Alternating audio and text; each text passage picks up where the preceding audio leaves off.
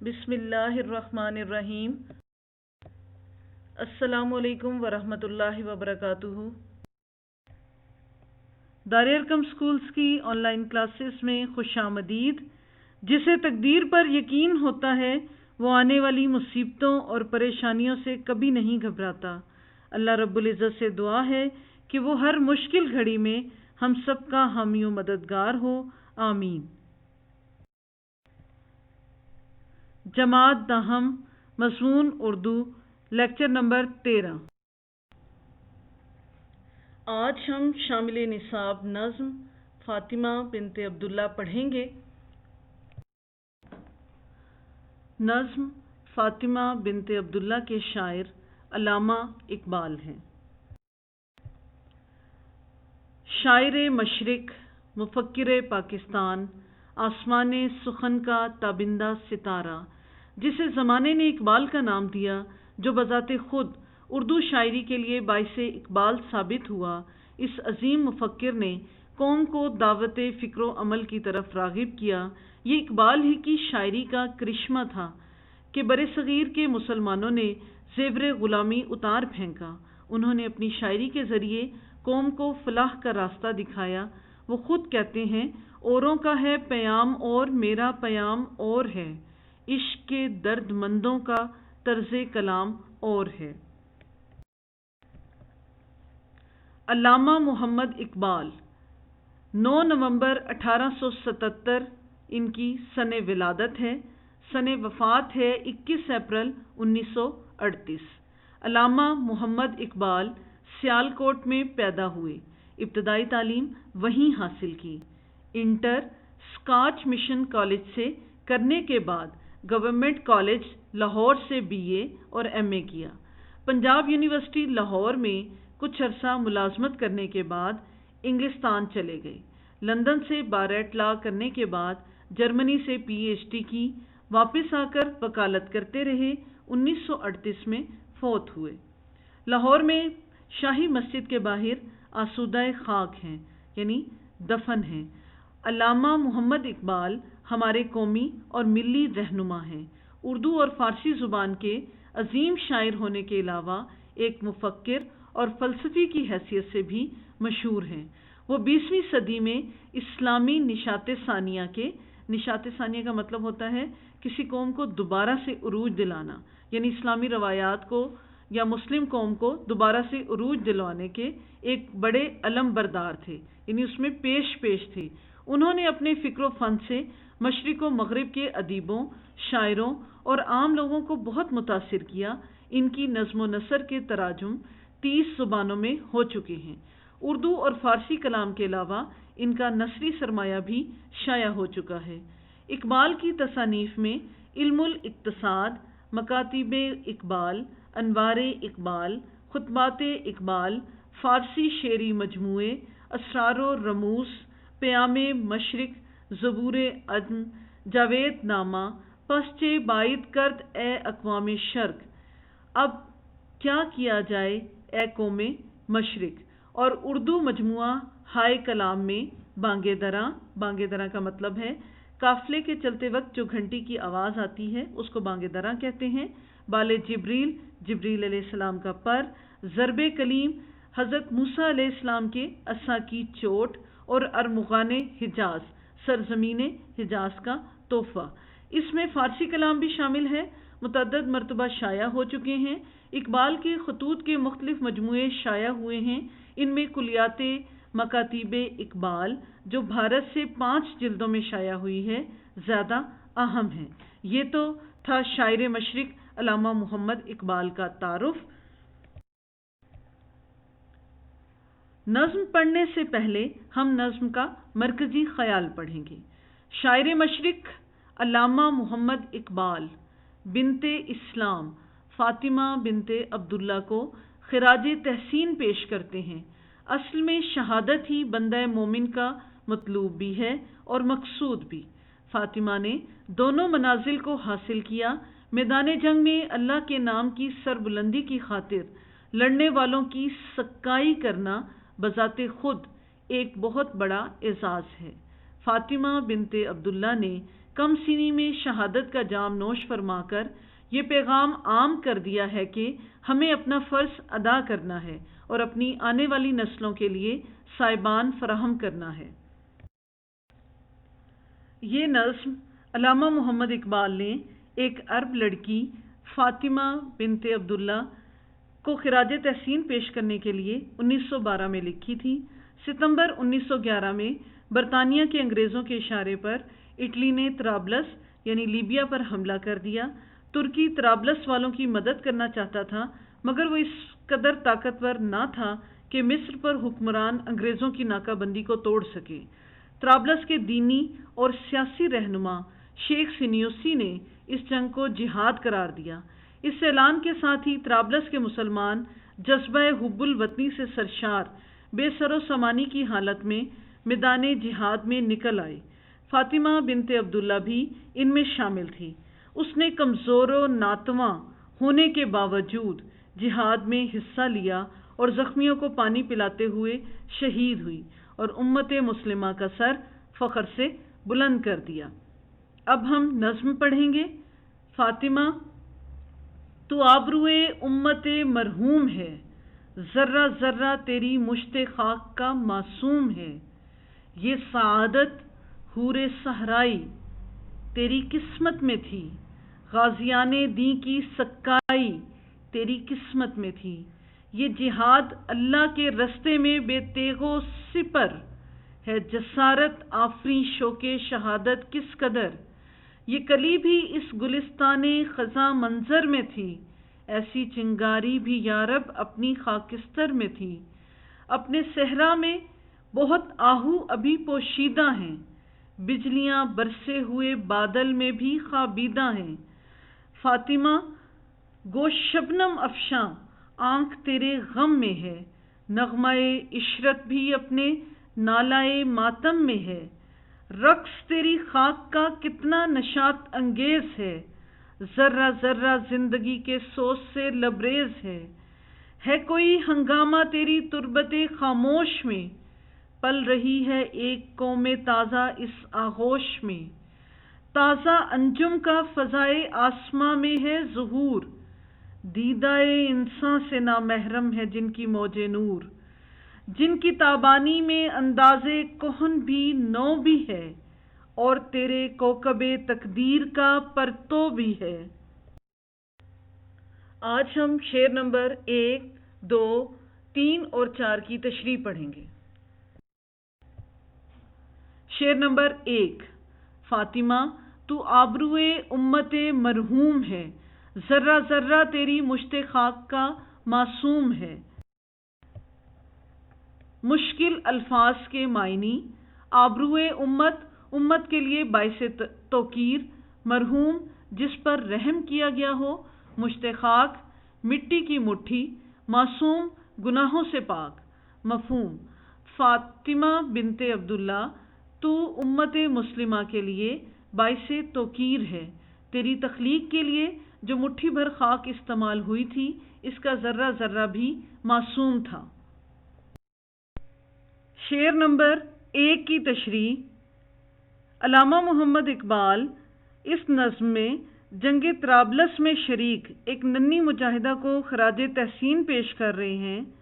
وہ کہتے ہیں: اے فاطمہ، تیری ذات امت مسلمہ کے لیے باعث توقیر ٹھہر چکی ہے۔ تیرے لیے یہ نسبت کمال کی ہے کہ تو مدینے کے تاجدار کی بیٹی کی ہم نام بھی ہے۔ یہی وجہ ہے کہ اللہ تعالیٰ نے تجھے امت مرحومہ کی محافظ کے طور پر چن لیا ہے۔ تو نے میدان جنگ میں وہ کارہائے نمایاں سر انجام دیے جو امت کے لیے عزت کا باعث قرار پائے۔ تیرا جذبہ قابل قدر ہے، اے فاطمہ، تو نے مسلم امہ کی لاج رکھ لی۔ شاعر کہتے ہیں: اے فاطمہ، اللہ تعالیٰ نے تجھے جس خاک سے تخلیق فرمایا اس کا ذرہ ذرہ گناہوں سے پاک ہے۔ جس مٹی سے تیرا وجود بنایا گیا اس کو گناہوں سے دور کر دیا گیا۔ پاکیزگی اور طہارت تیری سرشت میں رکھ دی گئی، عزت تیری پہچان قرار پائی، توقیری اور سرفرازی تیرے مقدر میں لکھ دی گئی۔ اصل میں شاعر امت مسلمہ کی 9 عمر مجاہدہ کی عظمت بیان کر رہے ہیں۔ چھوٹی عمر میں اتنا بڑا کارنامہ سر انجام دینا کسی کرامت سے خالی نہیں ہے۔ اللہ تعالیٰ نے امت کی اس بیٹی کو پہاڑوں کا سا حوصلہ عطا کیا تھا جو میدان جنگ میں کود پڑی اور امت مسلمہ کی آبرو کے لیے اپنی جان تک قربان کر دی۔ شعر نمبر 2۔ یہ سعادت حور صحرائی تیری قسمت میں تھی، غازیان دی کی سکائی تیری قسمت میں تھی۔ مشکل الفاظ کے معنی: سعادت، خوش بختی، خوش نصیبی۔ حور صحرائی، صحرائی علاقے کی حور۔ غازیان، غازی کی جمع۔ قسمت، مقدر، نصیب۔ مفہوم: اے صحرا کی حور، تیری قسمت میں یہ خوش نصیبی لکھی تھی کہ تو نے جنگ طرابلس میں غازیان اسلام کو پانی پلانا تھا۔ شعر نمبر 2 کی تشریح۔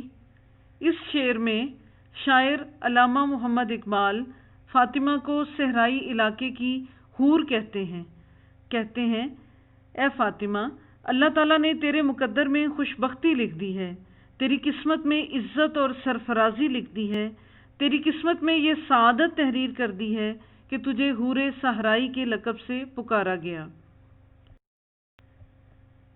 میدان جنگ میں لڑنے والے مجاہدوں اور زخمی ہونے والے غازیوں کو پانی پلانا ایک بہت بڑی سعادت اور خوش نصیبی ہے۔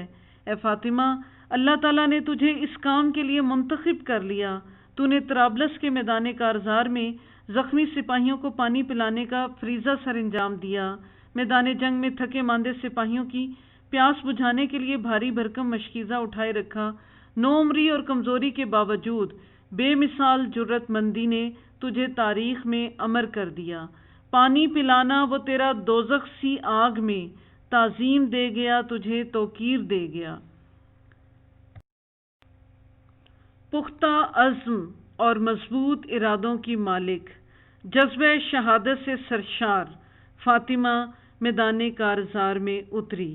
وہ ریگستان کی حور کہلائی، اس کا جذبہ قابل تقلید تھا۔ اصل میں شاعر یہ کہنا چاہتے ہیں کہ میدان جنگ میں سخت کوش لوگ ہی کامران ٹھہرتے ہیں جو مضبوط ارادوں کے مالک ہوتے ہیں۔ کمزور دل لوگوں کا وہاں کوئی کام نہیں ہوتا۔ باہمت اور جرت آمیز سپاہی ہی میدان جنگ کے شاہ سوار قرار پاتے ہیں۔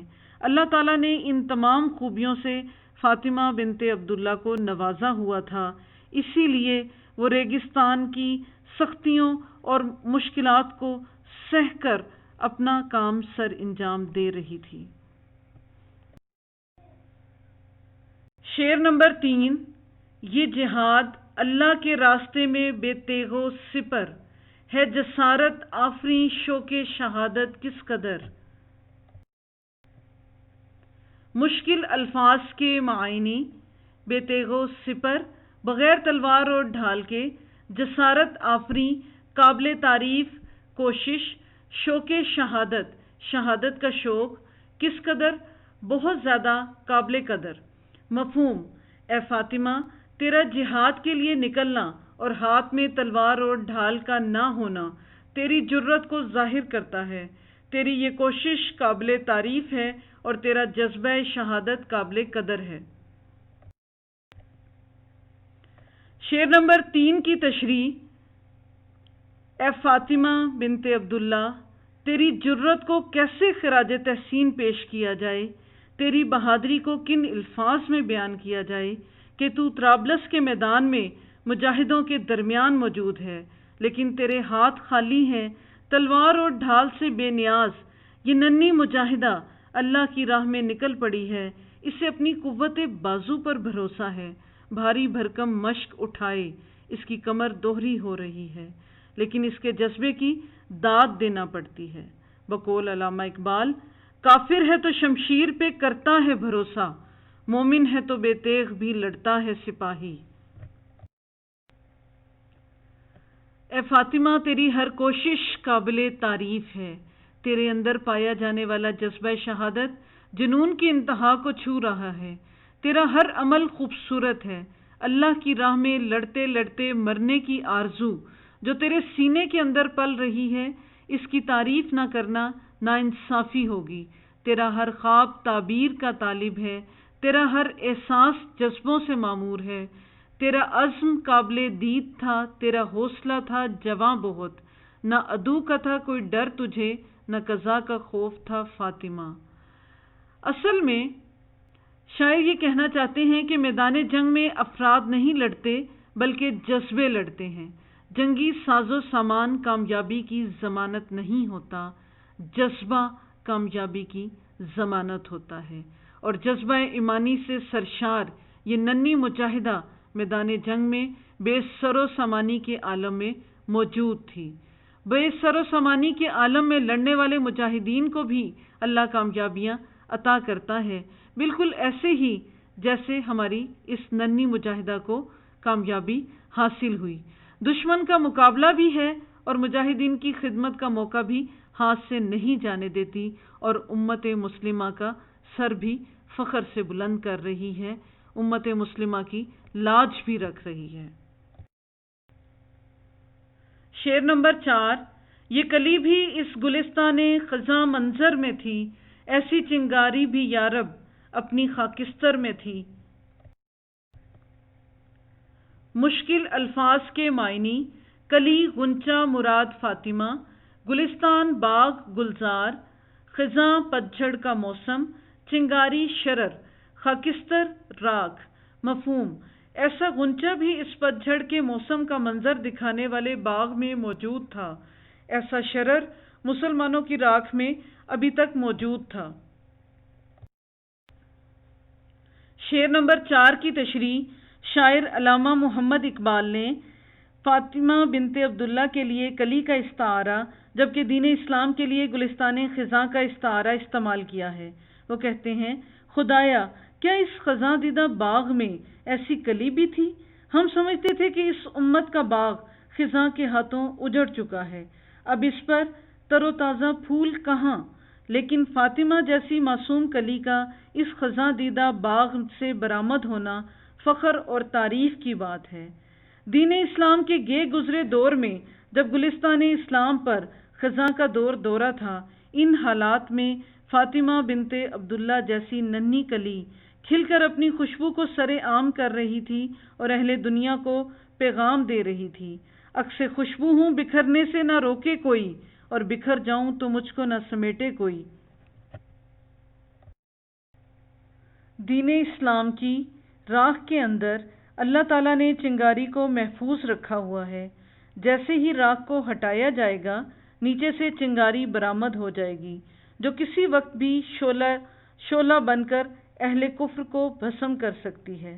ہم تو سمجھتے تھے مسلمان راکھ کا ڈھیر بن چکا ہے، جیسا کہ علامہ اقبال نے ایک اور مقام پر فرمایا: بجھی عشق کی آگ اندھیر ہے، مسلمان نہیں راکھ کا ڈھیر ہے۔ لیکن یہ کس قدر فخر اور حیرت کی بات ہے کہ اس راکھ میں ایسی چنگاری بھی تھی، یعنی ایک بے حس اور زوال پذیر قوم میں جذبہ جہاد سے سرشار لڑکی موجود تھی۔ اسی لیے شاعر نے اس شعر میں فاطمہ بنت عبداللہ کے لیے چنگاری کا استعارہ استعمال کیا کہ اس ننھی سی چنگاری نے شعلہ بن کر کفار کی فوج کو جلانے اور بھسم کرنے کا عظیم کارنامہ سر انجام دیا۔ وہ مسلسل میدان جنگ میں اپنا کام کرتی رہی اور یہاں تک کہ شہادت کے رتبے پر فائز ہو گئی۔ شعر نمبر 1، 2، 3 اور 4 کی تشریح مکمل ہوئی۔ آپ نے تشریح یاد کرنی ہے۔ اللہ تعالی ہم سب کا حامی و ناصر ہو۔ اپنا بہت خیال رکھیے گا۔ اللہ حافظ۔